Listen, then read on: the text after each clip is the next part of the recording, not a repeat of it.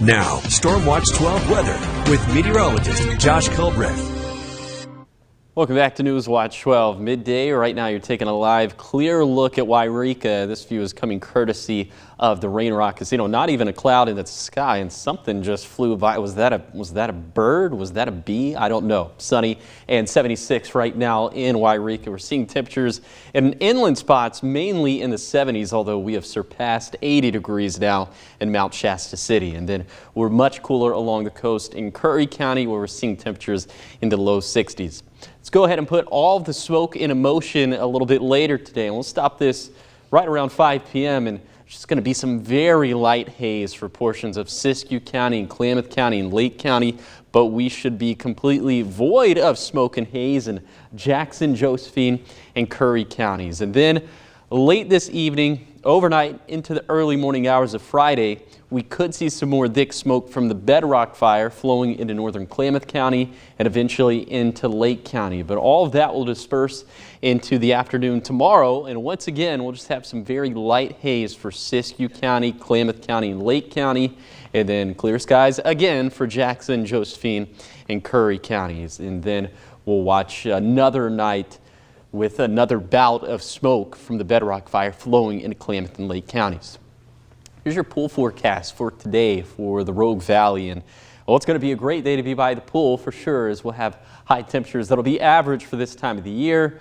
And the sun is really going to be a force to be reckoned with. So be sure that you have the sunscreen and that you have the water. But back to the temperatures. We'll be right near average for early August, meaning we'll be in the mid 80s to the east of the Cascades, low to mid 90s for our west side valleys, and pretty close to 70 degrees along the coast in Curry County.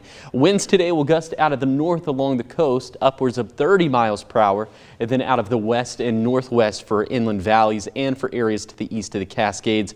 And those could gust upwards of 20 miles per hour. And then for tonight, we'll track that area of smoke in northern Klamath County and Lake County. But other than that, clear skies, except for along the coast where we could have some partly cloudy skies due to some marine layer influences. But yeah, clear for the rest of us. And overnight lows will be similar to what we had for this morning. So it'll be very comfortable out there.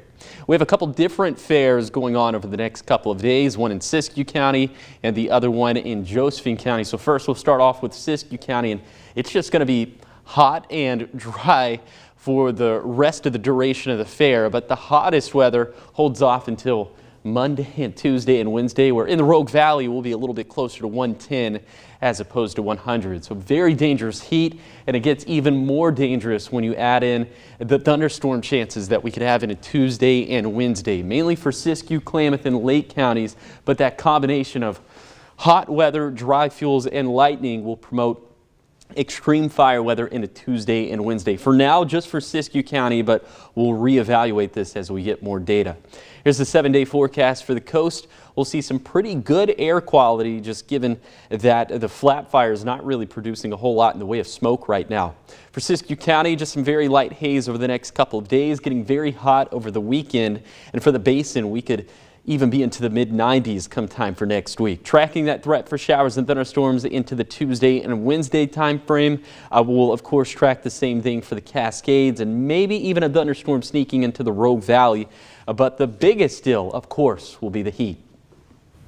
All right, well, thank you, Josh. And I know you mentioned it in your report, but we're going to see thunder and lightning, and that's going to be probably the scariest thing for that 106-degree day. I'd say so. And I'll show you what some of the fire fuel energy is looking like a little bit later in the show for next week with it being so hot, but it's going to be powder keg type material out there. And so if we have any ignition source, and lightning's an ignition source, and then, you know, that makes our palms sweat a little bit more. Right. Well, we'll keep an eye out for that. Thank you, Josh. Of course.